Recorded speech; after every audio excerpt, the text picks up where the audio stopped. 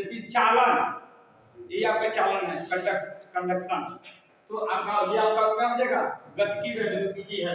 Second point में लिखिए, दो वस्तुओं को आपस में संपर्कित करने पर आवेश का स्थानांतरण होता है। दो वस्तुओं को आपस में संपर्कित करने पर, दो वस्तुओं को आपस में संपर्कित करने पर आवेश का स्थानांतरण होता है। आवेश का स्थानांतरण होता है। इसका सबसे अच्छा उदाहरण हो जाएगा बाबू आपका, ये पूछा जाता है बल्ब, हीटर, इसका सबसे अच्छा उदाहरण है बल्ब और हीटर। क्या भी मैं लिखवाया हूं, ध्यान से इसको देखिए, ध्यान से क्या लिखवाया हूं अभी। बल्ब और हीटर तो उदाहरण है, लेकिन लिखवाया क्या हूं, दो वस्तुओं को आपस में संपर्कित करने पर। संपर्क में है ना, बल्ब के अंदर ही देखते हैं कि कॉइल उसके संपर्क में है, जैसे सप्लाई दिए अपना जो भी उसका वर्क है वर्क के अनुसार किया। हीटर में देखते हैं एक ही बार तो हीट नहीं होता है, पहले वो पूरे कॉइल को आपस में क्या करता है, संपर्क में लाता है, तब आपका पूरा कॉइल हीट होकर के जो भी आपको उससे वर्क करना है वापस करते हैं। प्रेरण का अच्छा उदाहरण दिया, ट्रांसफार्मर आपका उदाहरण है। आपने चुंबक वाले लेसन में देखा, आपने देखा कि एक छोटे सी कोई लोहे की पट्टी है, उस पर भी आपने किया, उसको भी देखा, एक बिना लोहे की चुंबक की पट्टी थी, इसमें यदि थे किसका वेबर ज्यादा होगा तो इसका वेबर ज्यादा होगा, क्योंकि इस कॉइल का भी कुछ ना कुछ वेबर होगा, इस चुंबक की पट्टी का कुछ ना कुछ बढ़ जाएगा। इसमें आपका सेम कॉइल है तो इसमें पट्टी भी क्लियर है। तो आपका ये क्लियर हो गया। अब हम चल रहे हैं आज के लास्ट टॉपिक कूलाम के नियम पर, बड़ी कंसंट्रेट होंगे। आपको तो अब तक की जितनी मैं चीजें पढ़ा हूं लगभग आपको 60-70% समझ में आ जाएगा। एक आध दो बार पढ़ेंगे आपको हमेशा। कूलाम का नियम नया है, 12th के फिजिक्स में भी पढ़ना, इसको कॉन्सेप्ट इसको अच्छे से पढ़िएगा। कूलाम के नियम है और आवेश के बारे में 2 पॉइंट से 3 पॉइंट और बताऊंगा। आप पूछा जाएगा कि आवेश कौन सी राशि है। आवेश तो लिख लीजिए बाबू, 3 पॉइंट लिख लीजिए। आवेश एक संरक्षित राशि है। आवेश एक संरक्षित राशि है। आवेश एक संरक्षित राशि है। सेकंड लिखिए, आवेश एक योज्य राशि है, जोड़ा भी जाता है, योज्य राशि है। कौन सी राशि है, आपकी एक योज्य राशि है, आपकी योज्य राशि है। तीसरा लिखिए, आवेश एक क्वांटीकृत, क्वांटीकृत का मतलब बताऊंगा, क्वांटीकृत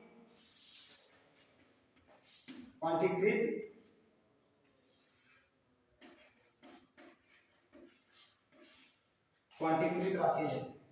अब क्वांटीकृत में आपको सिंपल सा यही फॉर्म रखना चाहिए। आपने निकाला था ना मान, योज्य राशि का मतलब जोड़ना। आपको जैसे चार्ज दे दिया, 5 को चार्ज है, Q1 Q2 Q3 Q4 Q5, 5 को आपको आवेश मैंने दे दिया, तो पांचों आवेश को जैसे 1 2 3 4 5 कूलाम दे दिया, तो 1 फिर 2 फिर 3 फिर 4 फिर 5, ये टोटल को आप जोड़ दोगे तो क्या कहलाएगी राशि आपकी, योज्य राशि कहलाएगी। संरक्षित राशि का मतलब हुआ, सपोज आपको इसमें संरक्षित राशि का मतलब बता रहा हूं, ध्यान से रखिएगा इसको। संरक्षित राशि का मतलब इसमें 10 कूलाम से आपका ज्यादा नहीं होगा, इसमें लिख लीजिए संरक्षित राशि में 2 पॉइंट लिख लीजिए। आवेश का स्थानांतरण तो होता है,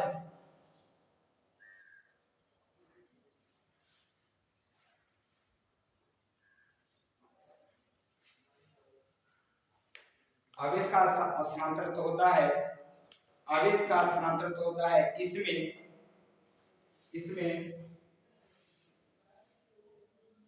10 है तो रहेगी, कम या ज्यादा नहीं हो सकती, कम या ज्यादा दे सकती। एक छोटा सा उदाहरण दिखा रहा हूं, 10 है तो रहेगी, कम या ज्यादा दे सकती। अब 2 आवेश दे दिया हूं, एक 10 कूलाम का, एक 0 कूलाम का, तो ये क्या हो सकता है, रह सकता है। आपको एक दे दिया 5 कूलाम का, दूसरा दे दिया 5 कूलाम का, दोनों मिलकर कितना हो जा रहा है, 10 कूलाम। 10 तो रहेगा, लेकिन एक दे तो 5 का 4 का, तो वो नहीं रहेगा। 1 बिंदु 5 1 बिंदु 6 तो भी नहीं रहेगा। 10 0 10 होगा, 5 5 10 होगा, 6 गुलाम 4 गुलाम, ये सब ना 10 से ज्यादा होना चाहिए ना 10 से कम होना चाहिए। ऐसे राशि को आवेश के अंतर्गत संरक्षित राशि हम कहते हैं। योज्य राशि को आपने दिखा दिया। योज्य राशि में आपने Q1 plus Q2 plus Q3 आपने ये लिखा और आपको क्वांटिटी क्या इसका उदाहरण दिया था कि 6 गुलाम है। आप संख्या निकाले जबकि इलेक्ट्रॉनों का मान 1.6 गुणे 10 के पावर -19 हुआ था। अब आपको कूलाम का नियम क्या कहता है? कूलाम का नियम आपको हम बताते हैं। क्या चीज बताया जा रहा है? कूलाम का नियम। कूलाम का नियम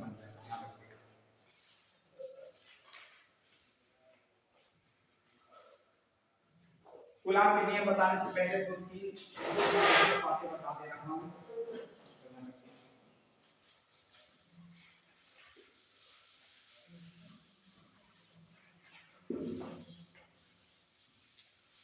आपको कोई पूछे कि आवेश का तीन चार प्रश्न बताते हैं। आवेश का मात्रा, लेकिन यहां पर एक वर्ड दे दें, आवेश का SI या MKS मात्रा, MKS मात्रा आपको दे दें। तो आवेश का मात्रा बोले SI या MKS में क्या हो जाएगा? ठीक है, लेकिन SI या MKS बोल तो कूलाम बोल दोगे, लेकिन आपको एग्जाम में दे दे CGS मात्रा। तो CGS मात्रा में इसका मतलब होता है ESU। क्या होता है? ESU। और इसका जो पूरा नाम होता है बाबू इलेक्ट्रोस्टैटिक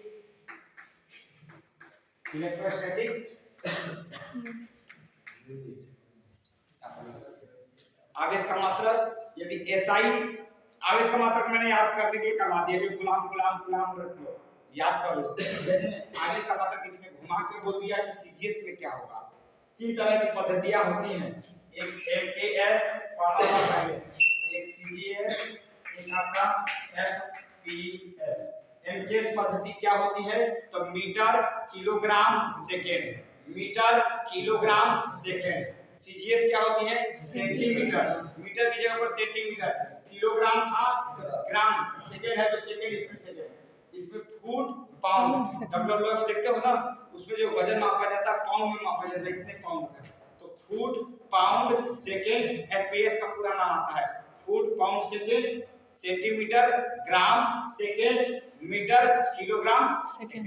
तो यहाँ पर आपने सेंटीमीटर ग्राम सेकेंड के चक्कर में ESU मात्रक हो जाता है, इलेक्ट्रोस्टैटिक यूनिट। ठीक है, अब एक कूलाम बराबर पूछा जाता है कि कितना ESU होगा। तो एक कूलाम आपको आ जाए, एक कूलाम में ESU में पूछा जाए तो इसको रख लेंगे 3 गुणे 10 की पावर 9 ESU।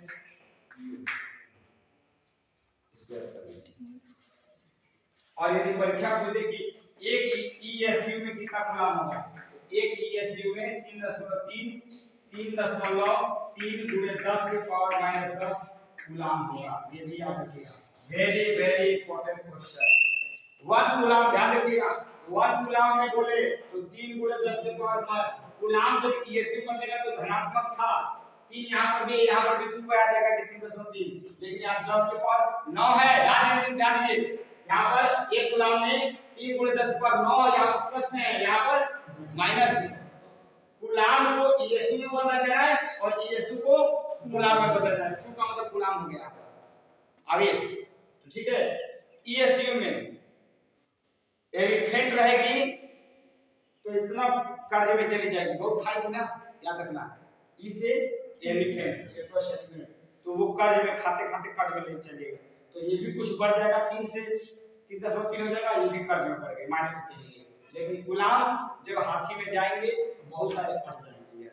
ये बस माइनस का चक्कर फंसेगा, इस जगह -10 है, इस जगह 9 है, 3 और 3.3 आ जाएगा।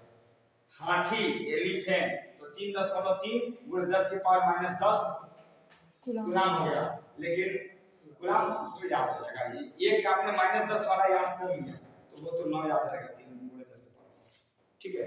ओके, तो अब गुलाम का नियम क्या कहता है थोड़ा सा बता दो। गुलाम के नियम के बारे में कल मैं डीपली चलूंगा। ये क्लियर होगा? आवेश का मात्रक एसआई या एमकेएस में बोलेगा तो कूलाम बोलूंगा। ध्यान पहले से आवेश का मात्रक एसआई या एमकेएस में बोलूं तो कूलाम बोलूंगा। आपको बताया था मात्रक 3 प्रकार के होते हैं, पहले लेसन में पढ़ना है। एमकेएस पद्धति, सीजीएस पद्धति, FPS. Metre, kilogram second, centimetre, gram second, foot pound.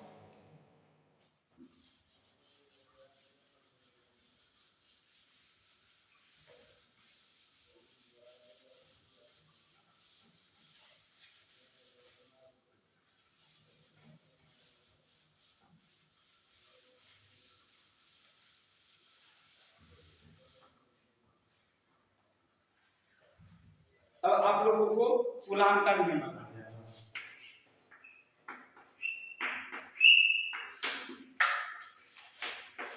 तो कूलाम का नियम बहुत इजी है। कूलाम का नियम आपका बहुत इजी है। कूलाम के नियम में है क्या, आपका दो आवेश ले लीजिए, एक आपका आवेश q1, एक आवेश q2, और दोनों के बीच की दूरी, ये आवेश पहला आवेश है, ये आपका आवेश दूसरा आवेश है, ठीक है। ये दूरी आपकी क्या हो गई, तो फॉर्मूला क्या होता है, F बराबर दोनों आवेशों का गुणनफल, दोनों आवेशों का गुणनफल बटा उसकी दूरी के वर्ग के समानुपाती होते हैं। यही कूलाम का नियम कहता है। कूलाम का नियम कहता है दोनों आवेशों के गुणनफल, दोनों आवेशों के गुणनफल तथा दोनों आवेशों के गुणनफल तथा उनके दूरी के वर्ग के व्युत्क्रमानुपाती। इसमें दो बातें आ जाएंगी, यह पूछा जाता है, इसमें दो प्रश्न आ जाते हैं। एक बोला जाएगा आपका या किस सिद्धांत पर आधारित है, तो यह गुरुत्वाकर्षण नियम पर, किस नियम पर, गुरुत्वाकर्षण नियम पर। और दूसरा पूछा जाएगा कि किस सिद्धांत पर काम करता है, तो स्थिर वैद्युतिकी सिद्धांत पर। इस अभी पढ़े थे ना स्थिर वैद्युतिकी सिद्धांत, जो आप पंक्ति को रगड़ रहे थे वो स्थिति, और इसमें आपके एक नियत आ गया कि कांस्टेंट होता है। आवेश में क्या होगा, दो आवेश, पहला आवेश और दूसरा आवेश, दोनों में मैंने गुणा कर दिया और इनकी जो दूरी होगी वो वर्ग। अब पूछा जाएगा कि आवेश के बल बढ़ने पर, आवेश के बढ़ने पर आपका जो कूलाम के नियम में दो आवेशों को क्या किया आपने, गुणनफल कर दिया। ये तो बढ़ेगा लेकिन दूरी वर्ग गुने क्या होगी, घटेगी, क्योंकि यह इसकी क्या है, यह व्युत्क्रमानुपाती है और यह दोनों इसके समानुपाती। जैसे बेसिकली फार्मूला बोल दे कि क्या होगा फार्मूला, तो ए बराबर के कांस्टेंट है, दोनों आवेश का गुणनफल करोगे सर उसकी दूरी जो होगी उसकी दूरी का वर्ग स्क्वायर होना। इसके बारे में कल और डिस्कस करेंगे। बस इतना जानो कि दो आवेश को का गुणनफल, इसके बारे में अच्छे से शानदार तरीके से बताऊंगा। आवेश का नियम, गॉस का नियम, इससे रिलेटेड प्रश्न। आज के लिए धन्यवाद। जितना मैंने बताया इसको 2 बार 3 बार प्रैक्टिस करेंगे, याद करेंगे। कल क्लास में आपको पहले पूछा जाएगा, फिर इसमें कोई डाउट है तो अभी आप पूछ सकते हैं। धन्यवाद। कोई डाउट है तो पूछ लीजिए।